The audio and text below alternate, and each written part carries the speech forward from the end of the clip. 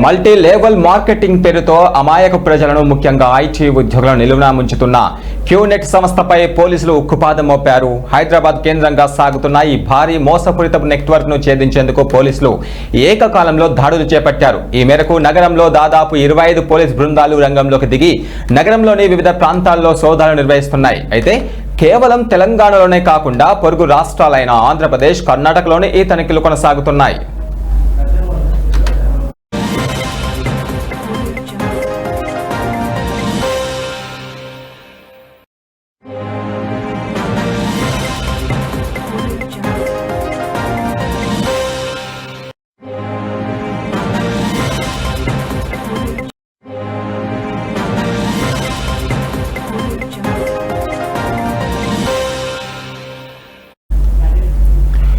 అధిక లాభాలు, ఆకర్షణీయమైన ఇన్వెస్ట్మెంట్లు, ప్లాన్లు అంటూ క్యూనెట్ ప్రతినిధులు ప్రధానంగా ఐటీ ఉద్యోగులను టార్గెట్ చేస్తున్నారు. వారిని నమ్మించి బ్యాంకులతో మాట్లాడి లోన్లు ఇప్పించి ఆ లోన్ మొత్తాన్ని క్యూనెట్లో పెట్టుబడిగా పెట్టించి నిందితులు బురిడి కొట్టిస్తున్నారు.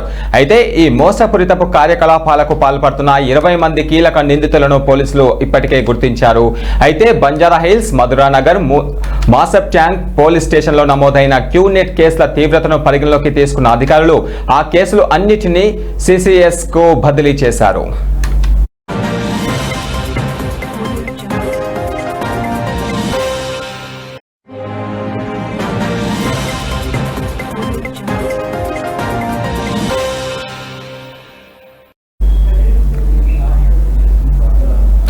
ఇక పెట్టుబడి పెట్టితే చాలు లక్షలు వస్తాయంటూ తప్పుడు ప్రచారంతో ఐటీ ఉద్యోగులను ఈ ఉచ్చులోకి లాగుతున్నారు. దీంతో మోసపోయిన బాధితులు వరుసగా ఫిర్యాదులు చేయడంతో పోలీసులు ఈ నెట్వర్క్ పై నిఘా పెట్టి అసలు భాగోతాన్ని బయటపెట్టారు.